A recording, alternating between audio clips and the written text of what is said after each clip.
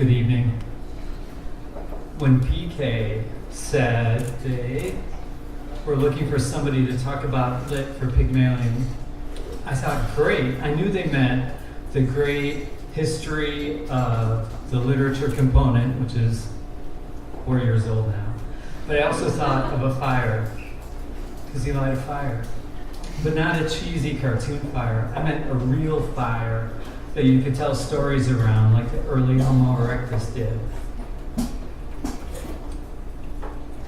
And as the first storytellers developed, so did the first audiences. And they thought, you know what would go good with this? Some of that fermented juice we saw those monkeys drinking. So they tricked the monkeys out of the juice, and they found that the stories suddenly got better. I said, hey, we should write these down. But writing wasn't invented yet, so they started with pictures on cave walls. At first, they stuck to the facts, like, I shot my arrow 3 deer today. But soon, imagination and maybe some juice kicked in, and it was 9 horses. No, 11 horses. And here's a spiral. And my hand. Twice. So then they tried little pictures. But these pictures were hard to keep straight because no two people drew birds the same way.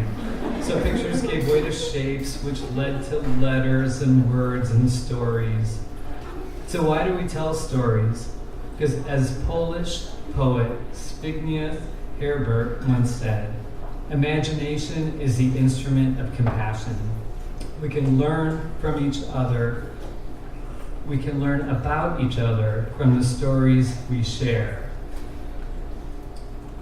Now, back to thousands of years ago, as people shared their stories, they remembered that the fermented beverages went great with their little pictures and shapes.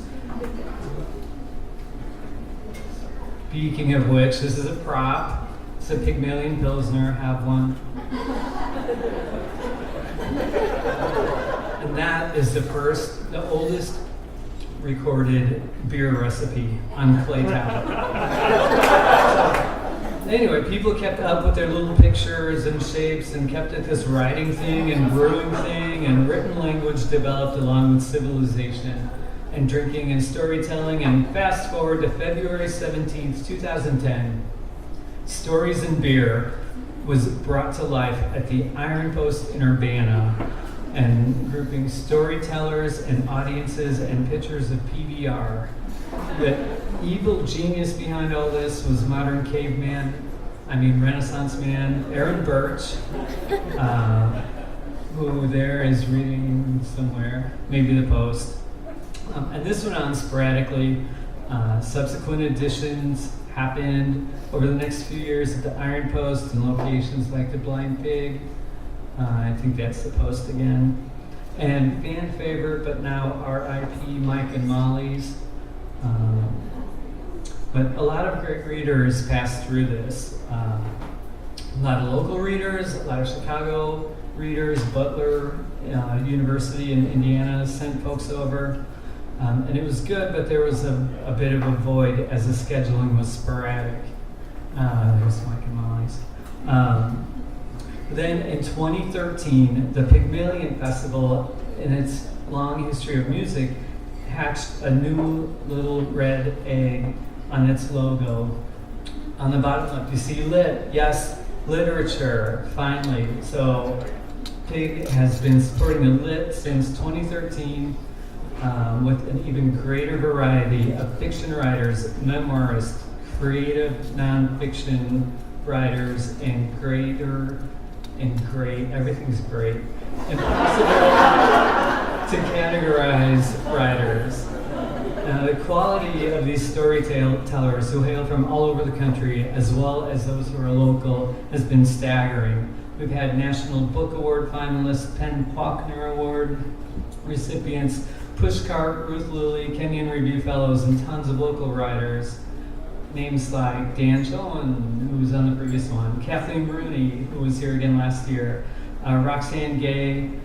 I'm picking favorites now, but even Adam Prince and Charlotte Pence, who Anne Hart knows.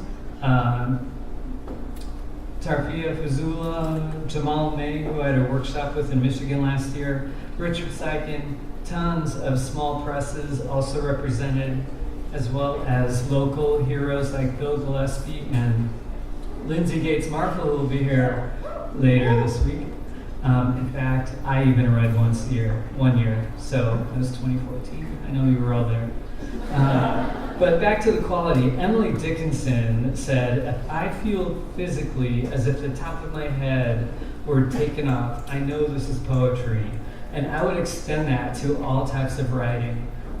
The fiction, the memoirs, the creative nonfiction, not just the poetry. And this year, we have another great lineup. Eula Bess, Tahimba Jess, Gene Thompson on the right, who David Sedaris called out the first time he read it to Virginia. He said, this is Champaign, where Gene Thompson lives. And my wife and I just about fell over. And then also Maggie Smith, whose poem, Good Bones, kind of blew up the poetry world earlier this year. And she had read Stories and Beer last year.